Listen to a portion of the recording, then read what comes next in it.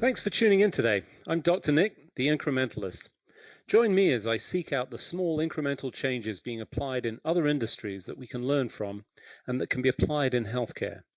Can these changes bring immediate value, but also add up to the big improvements and revolution we need in healthcare?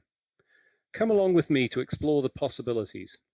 My innovative guests from around the globe have used small incremental improvements to achieve their moonshot. And today, I'm delighted to be joined by Dr. Don Rucker. He is the Chief Strategy Officer at One Up Health.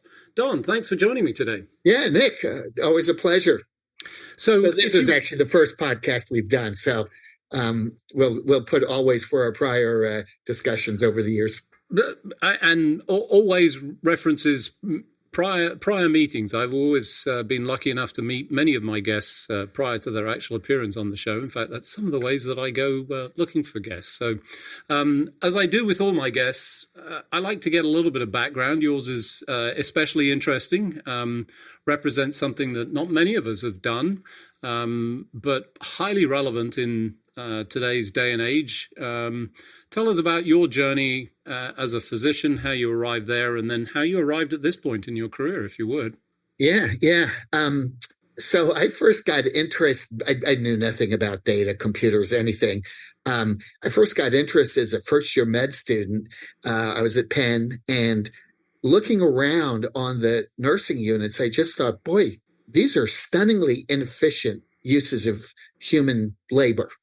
Just looking around as a first-year med student, still trying to figure out, where's the heart, where's the lungs, what do I ask the patient, right? Those, sort of almost scary, oh my goodness, a real patient, what do I do now type of things. All been there, I'm just going to say. Yeah. All of us that practice medicine. Everybody who's a clinician sort of knows those first few patients. And then I sort of got into it. This was the late 70s with a fellow named John Eisenberg, was my tutor at Penn, eventually became head of what is now ARC. And so I started as a med student thinking about decision trees. Lo and behold, I got to residency. This was at UCSD. And I realized that healthcare's inefficiencies were not for want of a decision tree, somewhat disappointing, but for want of data. So now we're talking 81 to 84. And after noodling on this problem and being cognizant of the point, at that point I was 30 years old, I said, you know what, I'm going to go back to school and learn computer science. And so I was very, very fortunate to be able to do a roll your own program of two separate degrees, a medical computer science degree and an MBA, both at Stanford. So in the early days of AI, rule-based expert systems, my thesis advisor, Ted Shortliff, was the inventor of those. And then still interested, as I have been continuously in data, was employee number 6 of the first Windows EMR company. For your audience, which since this is audio... Name that company, Don. Name that company. Yeah, Nick is sporting a T-shirt that maybe is not 100% supportive of Windows. And I'll tell you, when you're programming in Windows 2.1 and dealing with memory crashes every day is a high wire act. But at any rate, we did that for a number of years, and then was chief medical officer at Siemens, helped roll out computerized physician order entry for a number of our large customers of the era, was heavily involved in some of the lobbying around imaging, have always at the same time been a clinician practicing. So I was on the clinical faculty at Harvard for Beth Israel for over a decade. I was on the clinical faculty at Penn for over a decade, Ohio State, and actually still am doing some ER practice here locally at local Army hospital. So I've always had that IT clinical background in varying mixes, was very fortunate to be named the national coordinator in 2017. And I tell you, when that happened, I thought the role was largely going to be to fix the, issues with meaningful use. As it turns out, most of the meaningful use issues had already been undone by the prior administration. But what was out there was the implementation of the Cures Act, highly bipartisan. I think 390 votes in the House, 90 in the Senate, a little bit more. And the Cures Act was, it was called the 21st Century Cures Act, was Congress's attempt to have modern computing and modern data. So the modern data largely dealt with FDA and evidence and lowering the cost of medications.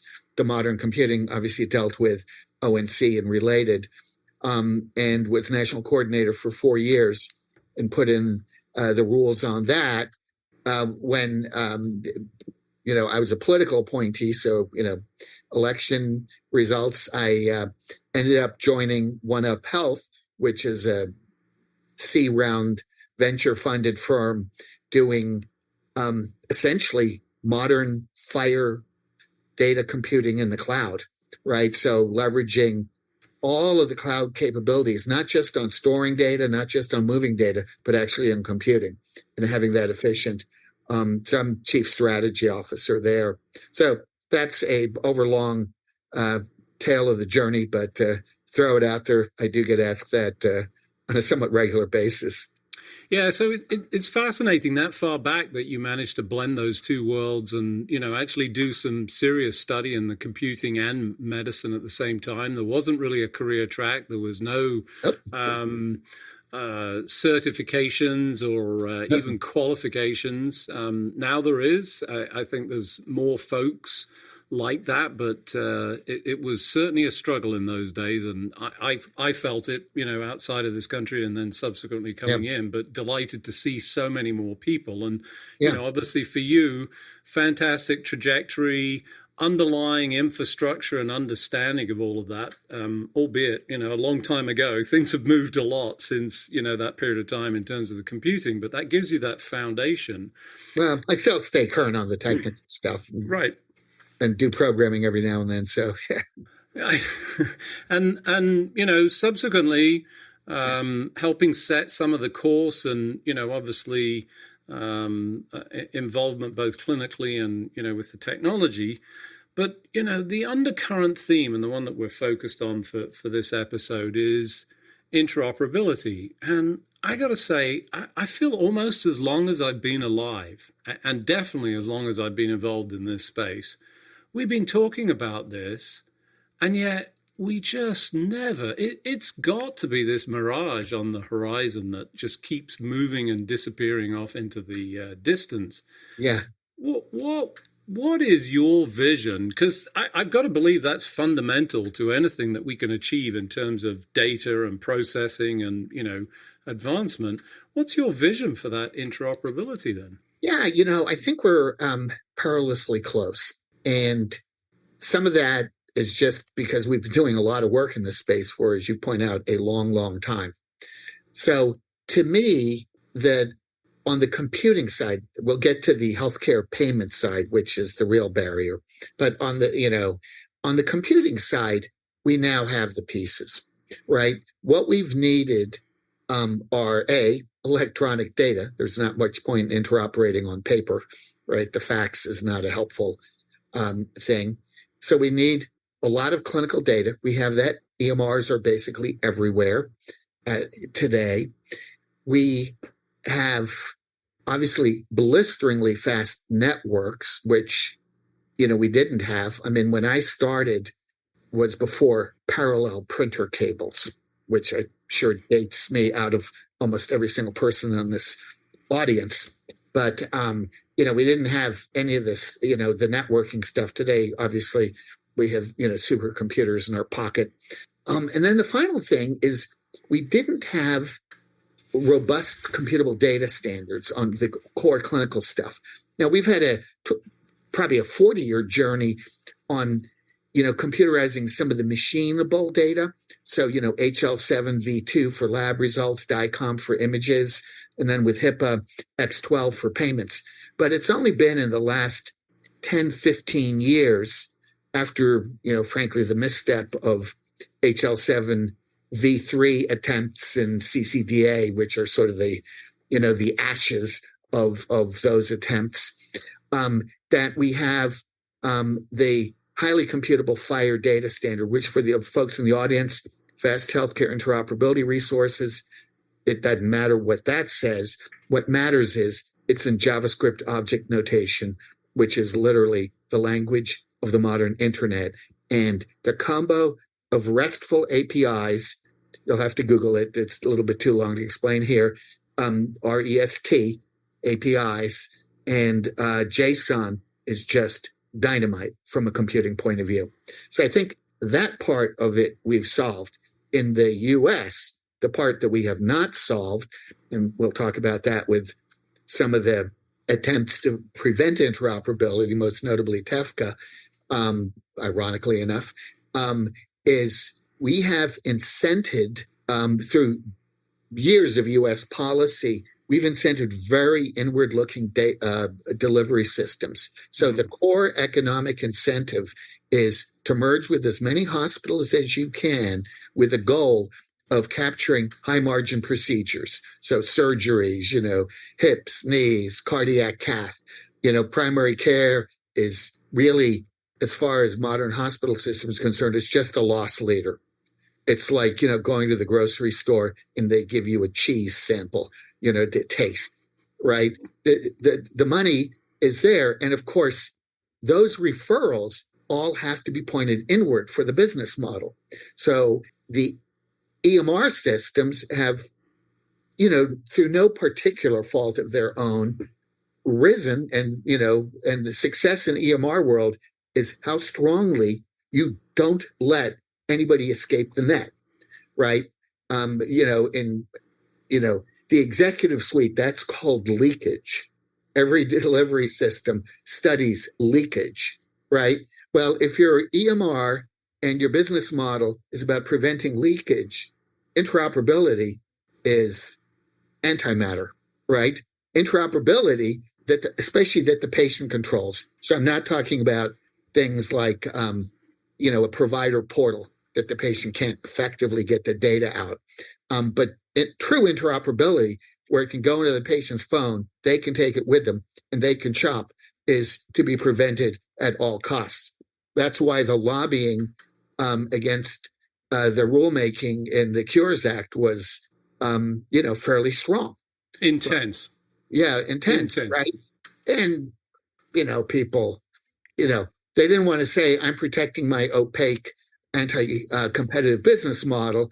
It would always be, we're protecting patient privacy. Oh, yes. So anyway, that battle continues royally today, literally as we speak. So for those of you just joining, I'm Dr. Nick, the Incrementalist. Today I'm talking to Dr. Don Rucker. He is the Chief Strategy Officer with OneUp Health. We were just talking about interoperability, the vision for it, and in fact, the delightful circumstance that we find ourselves in, or at least I view it as such, and I think you do based on the description that you gave at the beginning of this, which is we have technology that will allow for this in an effective, economical way. It's entirely achievable. And yet, here we are talking about TECFA and, let's say, Trusted Exchange Framework and Common Agreement, which,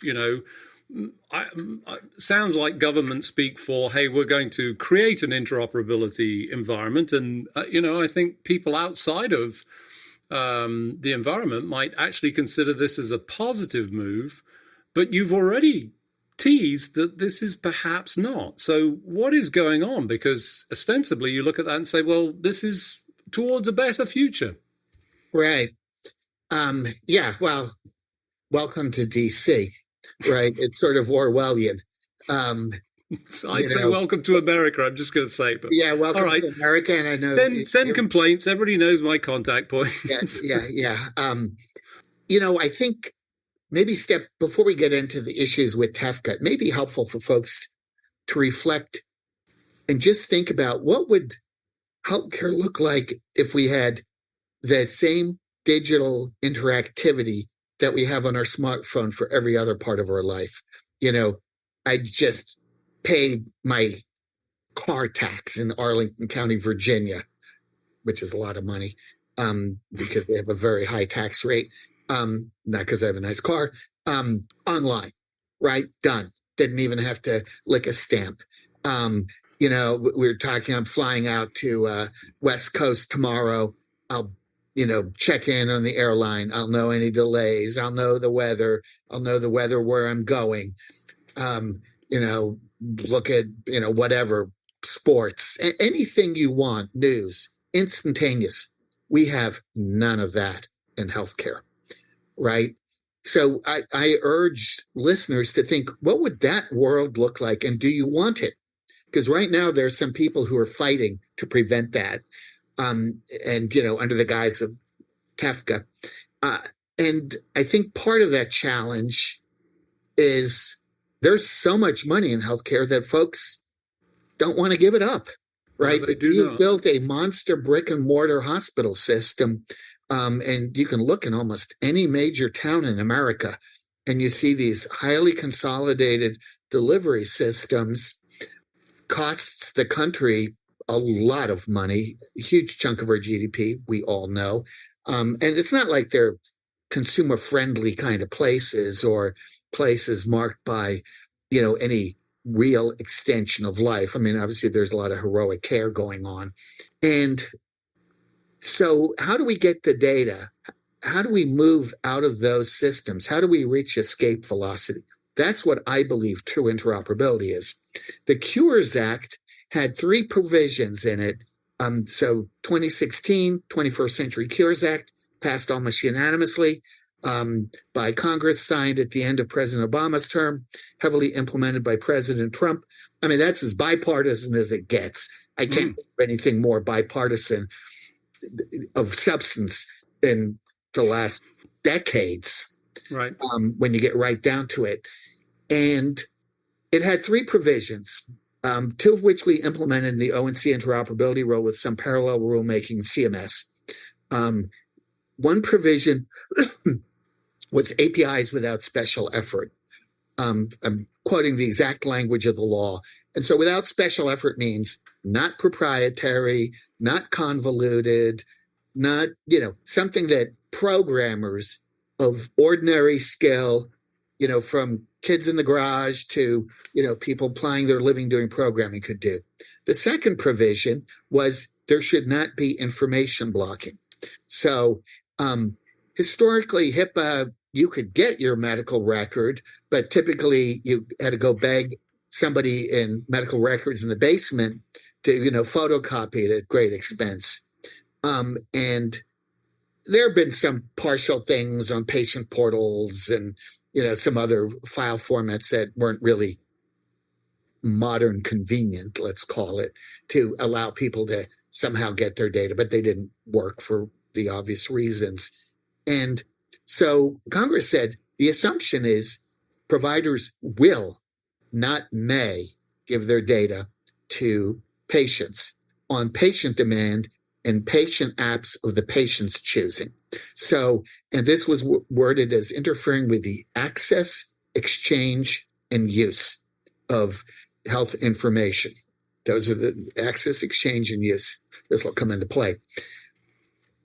The third part, which didn't make a lot of technical sense, but, stuff happens in laws, was this trust exchange framework common agreement. Now, as everybody who's alive and every single person I can confidently say listening to this podcast know, we have the internet. So we actually know what a trusted exchange framework and common agreement is. It's the internet, right? This is not a mystery. But somehow this got put in. DC is a strange and mysterious place. And we were required to hire, somebody to evaluate this. And there was a contract for the Sequoia Group, which is a spinoff of some epic funded activities in the past, long, complicated corporate history. They in the current administration have decided to have TEFCA be this network of what are called QHINs, Qualified Health Information Networks, so brokers. So they've come up with this network of private brokers that would get participants like hospitals, doctors, EMRs, and they would trade this information and somehow at the edge you would ask one broker, that broker would go to another broker, and then, they would sort of see. And didn't all these brokers, of course, didn't actually help the real work, which is figuring out where the medical record is. So that didn't help there. And it's document exchange only. So it's utterly non-computable. So it sounds like this is a problem and a limitation to the future of interoperability. I've got to say, hugely disappointing to anybody that sort of follows this and is a patient. Oh, wait, that's all of us at some point. And hopefully. Well, I don't maybe know. Not, actually, maybe not. Good point. Maybe not. Maybe not. Yeah. But at least this is clearly what we need and what the universe wants. But we have challenges. How do we get there? Well, sadly, there was a big step back in the proposed O&C rule. In the O&C rule, they put in, stunningly, a provision that once you're enwrapped in this QHIN world, you have to take any further information. If you're an app developer, you're anybody who wants to be a competitor in this network of brokers and documents. So, parsable with great difficulty, not modern APIs. The antithesis of that, blocks access with brokers, blocks exchange by 25-year-old protocols that nobody uses. We don't have a document-centric internet anymore. And the use, obviously, is blocked for the same reasons. That was, I believe, put in by, parties who had fought the APIs to begin with. And at least one of the parties wants it, that they want to have the ability in writing to force people to use these ancient protocols. In writing, like, paper, email, right?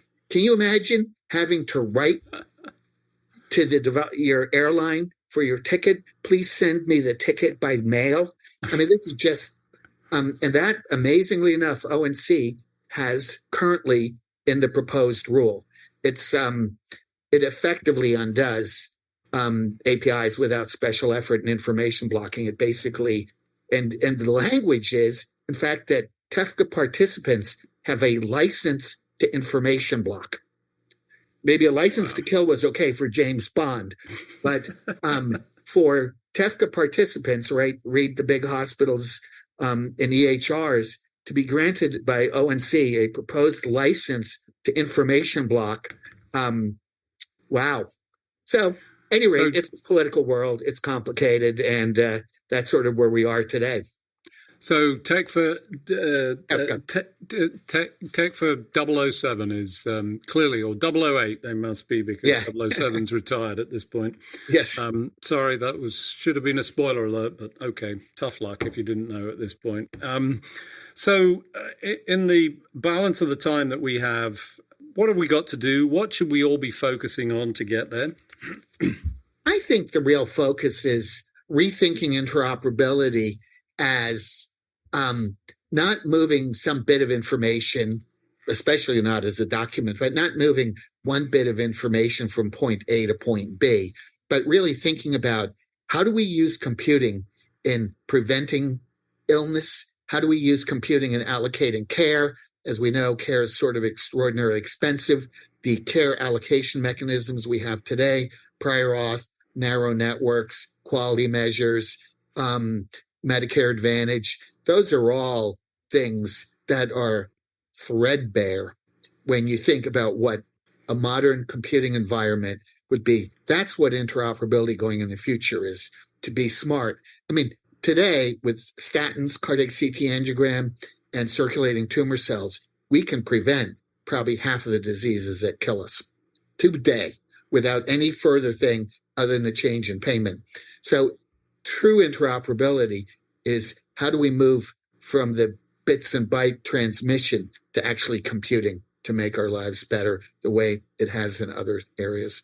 So, unfortunately, as we do each and every other week, we've run out of time. So, I'm going to close by just reminding us that at the beginning of this, or certainly early on in the conversation, when I asked you, your thoughts about it, you said we're at the inflection point, the tipping point. You feel like we're almost there, despite all of the barriers and the challenges. This is attainable, and it is what we all want. Don, thanks for joining me today. Nick, my pleasure. Thank you. Thanks for joining me today. Do you have any better ideas, or have you found a small incremental change that's brought about a big improvement in your world? Let's continue the conversation on our hashtag, The Incrementalist, or share with me at Dr. Nick1 on Twitter. You can find more information about the show on our program page at healthcarenowradio.com, and tune in next time to hear my discussions with leaders and innovators from around the globe who've revolutionized their space by using small incremental improvements to achieve their moonshot. I'm Dr. Nick, the Incrementalist, and I'm starting a revolution through evolution.